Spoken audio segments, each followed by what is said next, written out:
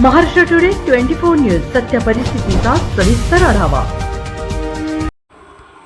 सदर बाजार पोलिसांच्या नाकाखाली सेक्स रॅकेटचा पर्दाफाश, पोलीस अधीक्षक पथकाची धडक कारवाई।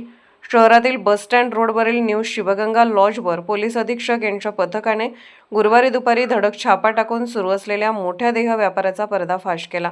या कारवाईत 7 पीडित महिलांची सुटका करण्यात आली असून रोख रकमेसह 77,380 रुपयांचा मुद्देमाल जप्त करण्यात आला आहे।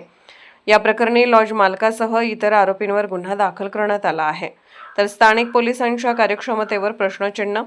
सदर बाजार पोलीस ठाण्याच्या हद्दीत अगदी नाकाखाली एवढा मोठा अवैध धंदा बिनदिक्कतपणे सुरू असताना स्थानिक पोलिसांना याचा सुगावा कसा लागला नाही असा संतप्त प्रश्न आता नागरिक उपस्थित करत आहेत। पोलीस अधीक्षक यांच्या पथकाला माहिती मिळते, मग स्थानिक पोलिसांचे गुप्तहेर खाते झोपले होते का, की या अवैध धंद्याला पोलिसांचे जाणीवपूर्वक अभय होते? अशा अनेक प्रश्नांमुळे सदर बाजार पोलिसांच्या कारभारावर मोठे प्रश्नचिन्ह निर्माण झाले आहे।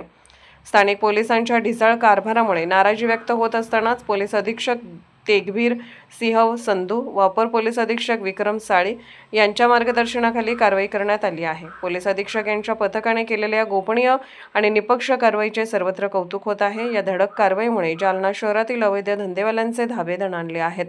महाराष्ट्र टुडे मराठीसाठी ब्युरो रिपोर्ट विलास गायकवाड, जालना। आजच महाराष्ट्र टुडे 24 न्यूजला सबस्क्राईब करा आणि सत्य परिस्थितीचा सविस्तर आढावा पहा।